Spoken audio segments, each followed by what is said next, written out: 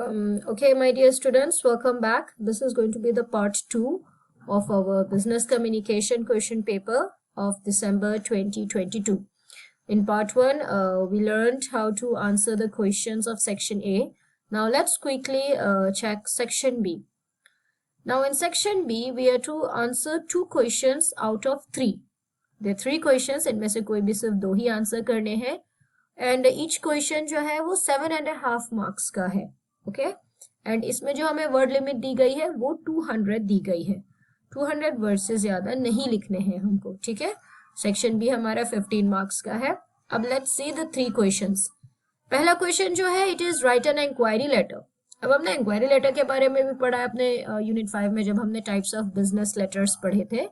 Inquiry मतलब हम किसी चीज की इंफॉर्मेशन पूछते हैं, हम किसी प्रोडक्ट के बारे में जानकारी लेते हैं ऑर्डर करने से पहले. ठीक है, सो इसमें जो क्वेश्चन है, it is write an inquiry letter to book publisher. Book publishing companies होती हैं, ठीक है, जो बुक्स पब्लिश करती हैं. एंड हमें डिटेल्स चाहिए है. एक बुक है operating system and professional communication, इसके बारे में. ठीक है, इन सब्जेक्ट की बुक्स के बारे में. अब हमें क्या डिटेल्स चाहिए है, हम ऑथर्स की डिटेल चाहिए है, प्राइस इन सब्जेक्ट बुक्स की, ठीक है, एंड डिस्काउंट एज वेल. साथ में ही कोई टर्म्स एंड कंडीशंस भी अगर है, ठीक है, कि अगर हम पेमेंट करते हैं बुक्स के डिलीवरी के बाद. ओके, ये चीजें हमें इंक्वायरी लेटर में लिखनी है. अब इसका फॉर्मेट दिखाऊंगी आपको कि कैसे लिखा जाता है. सेकेंड क्वेश्चन जो है हमारा वो है, how word processor helps in office job. अब यूनिट 6 में information technology in business communication या फॉर बिजनेस कम्युनिकेशन के चैप्टर में हमने पढ़ा था कि एज ऑफ नाउ जो तो हमारी ट्रेंडिंग टेक्नोलॉजीज हैं, ये हमें ऑफिस के काम करने में कैसे कैसे हेल्प करती हैं, कैसे ये हमारे लिए एक सपोर्ट सिस्टम बनता है. सो उसमें हमने वर्ड प्रोसेसर पढ़ा था. ठीक है, फॉर एग्जांपल अगर हम माइक्रोसॉफ्ट ऑफिस का माइक्रोसॉफ्ट वर्ड यूज करते हैं एज अ वर्ड प्रोसेसर. ठीक है, सो एग्जाम्पल जब हम लिखेंगे यहाँ पर कि how word processor helps in office job, पहले तो हम ये बताएंगे कि word processor is a good technology, trending technology है, जिसके थ्रू वर्क ज्यादा जल्दी हो जाता है. It saves time, it saves energy, it makes work easy, it gives a good presentation of work. Then written communication है तो बिल्कुल वेरीफाई होता है, क्लियरिटी होती है उसमें, प्रॉपर अलाइनमेंट होता है पेज का, अलग अलग फॉन्ट्स होते हैं उसमें. ठीक है, then through example of a word processor. अब वर्ड प्रोसेसर हम कौन सा लेंगे एग्जाम्पल के लिए, हम माइक्रोसॉफ्ट वर्ड यूज करेंगे जो कि माइक्रोसॉफ्ट ऑफिस का एक सब है. ठीक है, एंड देन उसके अंदर हमें 5 फीचर्स उसके डिस्कस करने. इसमें हमने लगभग 10 to 12 फीचर्स डिस्कस किए हैं, ये भी मैं आपको अभी नोट्स में दिखाऊंगी. इसका जो थर्ड क्वेश्चन है वो है, define the art of listening. Art of listening हमारे यूनिट 2 में आता है, जो ओरल कम्युनिकेशन का एक सब टॉपिक है. ठीक है, अब फोकस्ड, अगर लिसनर फोकस्ड है, ठीक है, अगर लिसनर को इफेक्टिवली सुनना है कि स्पीकर क्या कह रहा है, तो उस लिसनर में क्या कैरेक्टरिस्टिक्स होनी चाहिए. सो इन तीनों के आंसर्स में जल्दी से आपको दिखा देती हूँ. ध्यान में रखना है आपको, जब भी आप ये क्वेश्चंस आंसर करेंगे, 3 में से कोई भी 2 आंसर करने हैं आपको. पहले बैठ के बहुत ध्यान से आप क्वेश्चन को पढ़ना, समझना. ठीक है, एंड जब आप क्वेश्चन को पढ़ रहे हैं, आपके दिमाग में चलता रहना चाहिए, आपको सामने इमेज दिखना चाहिए कि अच्छा अगर ये इंक्वायरी लेटर है, इसका ये फॉर्मेट है, इस तरह से क्या मैं कर पाऊंगा, इसका लैंग्वेज जो है, इसका जो फॉर्मेट है, इसमें जो मुझे फॉर्मल लैंग्वेज यूज करनी है. ठीक है, देन वर्ड प्रोसेसर, अच्छा माइक्रोसॉफ्ट वर्ड है, ये देखो उसका पेज. आप इमेजिन करके ये चीजें अगर देखते हैं तो बहुत जल्दी आपको ये सारी चीजें याद आ जाएंगी. अब मैं आपको इनके आंसर्स दिखाती हूँ जल्दी से. अब पहला जो आता है हमारा इंक्वायरी लेटर. ठीक है, अब इंक्वायरी लेटर में जो हमारा फॉर्मेट है, सबसे पहले आता है सेंडर का नेम, सेंडर का address, city, state and zip. अब हम सेंडर्स हैं क्योंकि इंक्वायरी हम कर रहे हैं, ठीक है, वो बुक पब्लिशिंग कंपनी से. सो हमारा नेम, हमारा address, then city, state and then zip code, pin code जो होता है. उसके बाद आपको सिंगल लाइन स्पेसिंग देनी है, फिर उसमें आपको डेट लिखनी है.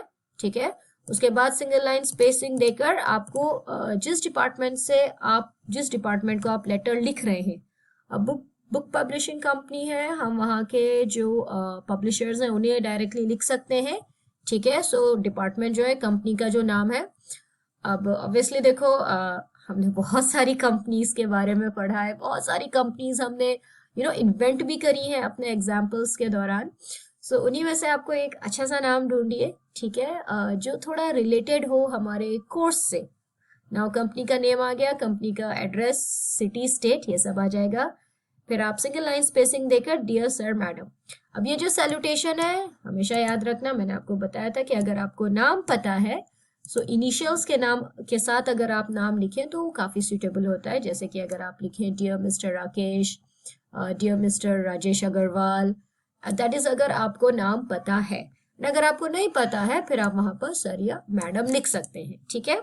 फिर सिंगल लाइन स्पेसिंग देकर आपको अपना सब्जेक्ट डालना है, ठीक है। हमें बुक्स की इंक्वायरी करनी है, ठीक है। हम नाम भी डाल सकते हैं। एंड जब अब ये बॉडी ऑफ द लेटर जो आता है, देखो बच्चों, बिजनेस लेटर्स में जो है हमारे जो पैराग्राफ्स होते हैं वो सबसे इंपॉर्टेंट रोल प्ले करते हैं, क्योंकि एंटायर जो मैसेज है, जो कम्युनिकेशन हम कर रहे हैं वो उन 3 पैराग्राफ्स में आना है। हमारा फर्स्ट पैराग्राफ है, मिडिल पैराग्राफ है and then the last paragraph आता है हमारा। अब जो फर्स्ट पैराग्राफ है ऑब्वियसली हर चीज की जो स्टार्टिंग होती है वो उसका इंट्रोडक्टरी पार्ट होता है। सो इसके इंट्रोडक्शन में हम बताएंगे, ठीक है, दैट सब्जेक्ट्स जो है बुक के, हमने अभी क्वेश्चन पेपर में देखा था operating system then professional communication जो सब्जेक्ट्स हैं इनकी बुक्स हमें परचेज करनी है, इनकी हमें इंक्वायरी करनी है एंड हम इसके बारे में एक इंट्रोडक्शन देंगे। फिर जो मिडिल पैराग्राफ है हम उसमें वो बाकी डिटेल्स पूछेंगे जो क्वेश्चन में दिया गया है, जैसे कि डिटेल्स जो ऑथर है उसके डिटेल्स है, फिर जो सब्जेक्ट्स हैं उनकी डिटेल्स है, जो प्राइसेस हैं उनकी डिटेल्स मांग रहे हैं हम, एंड अगर कोई डिस्काउंट ऑफर है, ठीक है, उसके बारे में भी। फिर इसे लिखने के बाद हम ये भी पूछेंगे कि कोई टर्म्स एंड कंडीशंस है, ठीक है, if there are any terms and conditions regarding payment after the delivery of the books. आपको काफी इसमें जो वर्ड्स वोकैबुलरी यूज करने वो आपको क्वेश्चन में भी मिल जाएंगे, ठीक है। फॉर्मल लेटर है सो हमें बहुत प्रोफेशनली लिखना होगा। लास्ट पैराग्राफ में आपका जो कंक्लूजन होता है हमेशा पोलाइट होना चाहिए, काइंड वर्ड्स यूज आपको करने हैं वहां पर, ठीक है। उसके बाद आपका थैंक यू आएगा, योर्स फेथफुली, फिर आपका नाम आएगा यहाँ पर। तो ये तो हो गया हमारा पहला वाला जो इंक्वायरी लेटर है। इसका एग्जाम्पल भी दे रखा है आपको, यूनिट 5 का जो मैनुअल है अगर आप उसमें देखें, जो हैंड मैनुअल है, ये एक इंक्वायरी है फैब्रिक के बारे में, ठीक है। हम सेंडर है, ये हमारा एड्रेस है और हम इनको लिख रहे हैं, ये हमारे रिसीवर है, ठीक है। ये हमारा सब्जेक्ट है बुटीक प्रोडक्ट इंक्वायरी, कि एक प्रोडक्ट है जो कि बुटीक का है, ठीक है, मतलब कि हम किसी फैब्रिक के बारे में पूछ रहे हैं, ओके। एंड देन अब हम बताते हैं फर्स्ट पैराग्राफ में कि हम कहाँ हैं एंड हमें क्या चाहिए है। सो हम इंटरेस्टेड हैं आपके फैब्रिक में, ओके। अब हम क्या डिमांड कर रहे हैं, detailed explanation of the product, catalogues के बारे में, price list, terms, sample of the design and payment. और फिर हम साथ में पूछते हैं कि अगर कोई डिस्काउंट है, ओके। इस तरह से एक ये इंक्वायरी लेटर हमने बनाया है।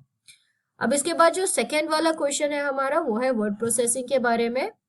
वर्ड प्रोसेसर देखो हमने ये यूनिट 6 में पढ़ा था, जो कि है इंफॉर्मेशन टेक्नोलॉजी फॉर कम्युनिकेशन, ये यूनिट 6 में आता है। अब क्वेश्चन ये है कि ये जो वर्ड प्रोसेसर है ये हमारे ऑफिस जॉब्स को इजी कैसे कर सकता है, हेल्प कैसे कर सकता है, ठीक है। अब देखिए इंफॉर्मेशन टेक्नोलॉजी का जो मीनिंग है उसी में हमें काफी आंसर मिल जाता है। अब जब हम all types of electronic data easily share कर सकते हैं, इजीली एक्सचेंज कर सकते हैं, तो मतलब हमारा ऑफिस जॉब काफी इजी हो जाता है, ठीक है, क्योंकि it makes it easy to create, it makes it easy to store, okay. Then उसमें कंप्यूटर स्टोरेज भी आता है, नेटवर्किंग भी आता है। सो ये चीजें हमारे ऑफिस के काम को काफी आसान कर देती है। अब वर्ड प्रोसेसर होता क्या है ये भी क्वेश्चन के आंसर में देना सही रहता है। It is a type of software application used for composing, editing, formatting, printing documents. अब देखिए अगर हम हैंड रिटन बनाएंगे obviously it takes time. कभी कभी हैंड राइटिंग भी नीट नहीं होती है, अलाइनमेंट नहीं हो पाता है, उसमें अलग अलग फॉन्ट टाइप्स नहीं यूज कर पाते हैं, बोल्ड, अंडरलाइन, ये सब चीजें। अब वर्ड प्रोसेसर में तो ये सब चीजें बहुत आसानी से हो जाती हैं, हम उसमें एडिटिंग भी कर लेते हैं, हम फॉर्मेटिंग, कंपोजिंग करते हैं, ठीक है। कंपोजिंग जो फर्स्ट स्टेप होता है हमारा, रिमेंबर प्रोसेस ऑफ कम्युनिकेशन में जब हम अपने थॉट्स को एनकोड करते हैं।